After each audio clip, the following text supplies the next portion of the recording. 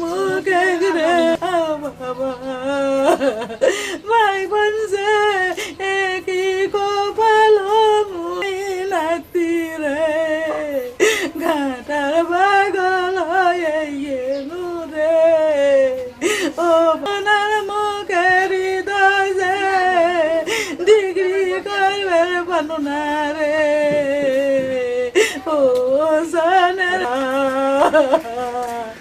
কি হালে আল্লাহ গেছে তে হালে হাসি রে ও তায়ের বেটা ইদাই রে ইদাই ও সোনার মুখ ইদাই রে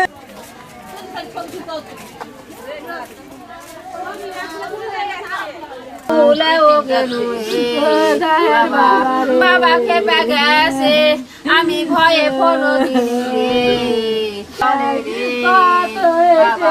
বাবা কইছে কার খারা কষ্ট কাম তুইও বাদ দে রে এত কষ্ট করে আমি যে কাম শিখেছি ভিডিও কত রে বাবা আমার আমার জানে আমি দেখবো চাই আমার ধনে আমার বাড়ির জন্য আমার সরকার দিয়ে ভালো না তফিক দেয় যেন আমার সরকার আমার ধনে আমার বাড়ির দেয় যেন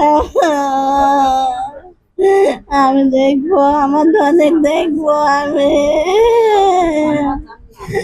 আমার একটাই ধন আমার সেই ধন হেরানো সরকারের কাছে আমার এই আবেদন আমার অনেক মরা তাজা হোক আমার বুকে ফিরে দেন। বেলা 4টার দিকে ওই কারখানাতে আগুন ধরেছে, আগুন ধরে মানে মারা গেছে।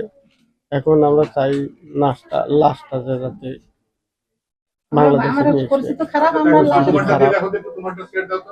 এই গত 4 মাস হচ্ছে যাওয়া কোনো কিছু টাকা পয়সা দিতে পারেনি, লাশটা বাংলাদেশে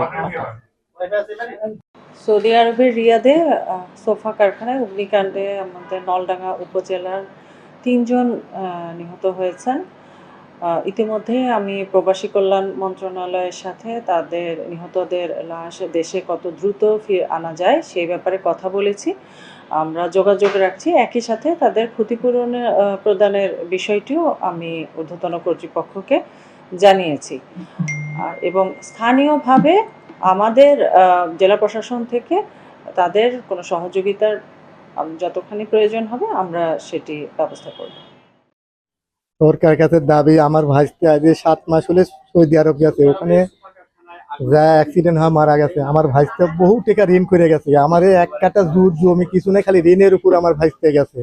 আমার ভাইস্তে এই এলাকার থেকে আরো 2টা ছাওয়াল গেছে, তারাও অ্যাক্সিডেন্ট হয় মরে গেছে। আমার ভাইস্তে একটা বাচ্চা হচ্ছে আজ 1 মাস 3 দিন হচ্ছে।